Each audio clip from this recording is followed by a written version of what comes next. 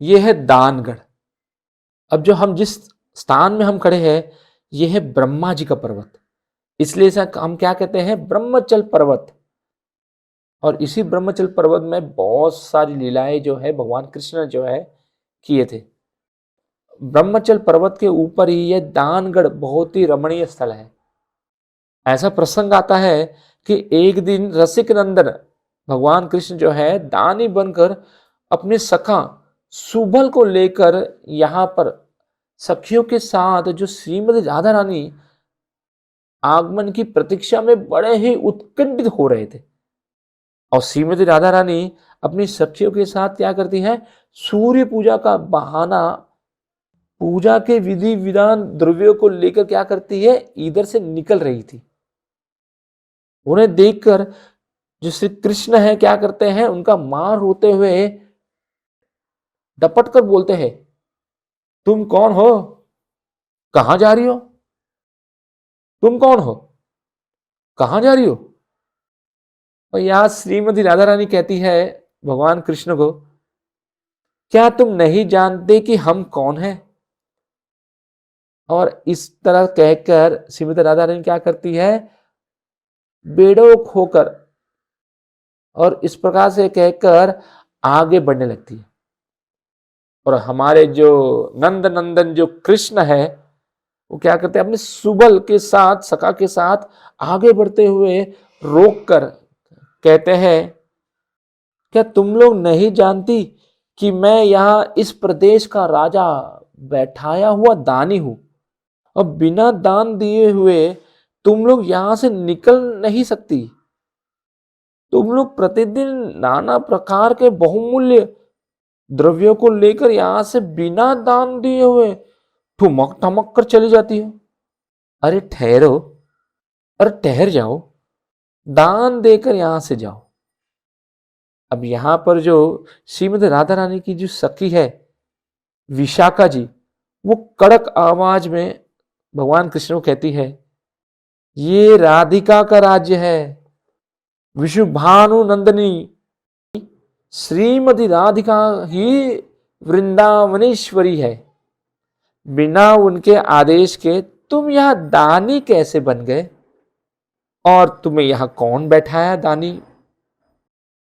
बिना उनके आदेश के तुम यहां दानी कैसे बन बैठे। तुमने ये अक्षमय अपराध कर दिया, अब इसका दंड तो तुम्हें भोगना ही पड़ेगा। इस प्रकार से विशाखा जी भगवान कृष्ण को है कड़क स्वर में जो है कह देती है। और कृष्ण उत्तर देते हुए बड़े प्यार से मधुर स्वर में कहते हैं, इतनी बहकर बातें ना करो, यहां के राजा जो है कंदर्प देव है। तुम प्रतिदिन लुक छुप कर नाना प्रकार के जो मूल्यवान द्रव्य है लेकर यहां से चली जाती हो, यहां से आती जाती हो, किंतु दान नहीं देती। मतलब क्या कह रहे हैं, कर जो है नहीं देती। और आगे भगवान क्या कहते हैं, राजा कंदर्प ने क्रोधित होकर मुझे भेजा है।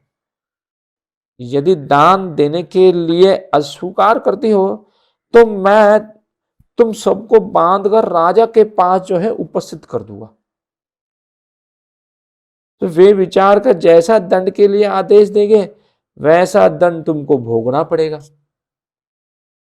और ये सुनकर जो विशाखा जी है कृष्ण को कहती है, तुम्हारा राजा कर क्या सकता है, तुम्हारा राजा क्या कर सकता है। हमारी महारानी वृंदावनेश्वरी जी है, उनके रहते हमें किसी का भय नहीं है। हम तुम्हारे महाराज कंदर्प का पराक्रम भली भांति जानते हैं। श्रीमती राधिका कटाक्ष रूपी बाणों से उनका सारा गर्व जो है चकनाचूर हो जाता है। इस प्रकार से जो विशाखा जी के कहने के बाद राधा रानी को आगे करते हुए सारी सखियां जो है आगे बढ़ने लगती है। तो भगवान कृष्ण जो है देखते हुए, अरे ये तो आगे बढ़ रहे, दौड़ कर क्या करते हैं, आगे साखरी खोर के यहाँ पे बीच में खड़े हो जाते और और कहते हैं, अरे ब्रज रमणियो, तुम निर्भय होकर नाना प्रकार के रत्नों को छिपा के प्रतिदिन इसी मार्ग से चली जाती हो। आज तुम इन रत्नों का दान अवश्य ही देना होगा। और इस प्रकार से हास्य उपास के उपरांत क्या होता है, युगल किशोर किशोरी दोनों केली कुंज में नाना प्रकार के जो है क्रीड़ा विलास करने लगे। सारी सहेलियां जो है, अर्थात जो सारी सखियां जो है, आनंद में भर गई। और यहां पर ही दान मंदिर भी है।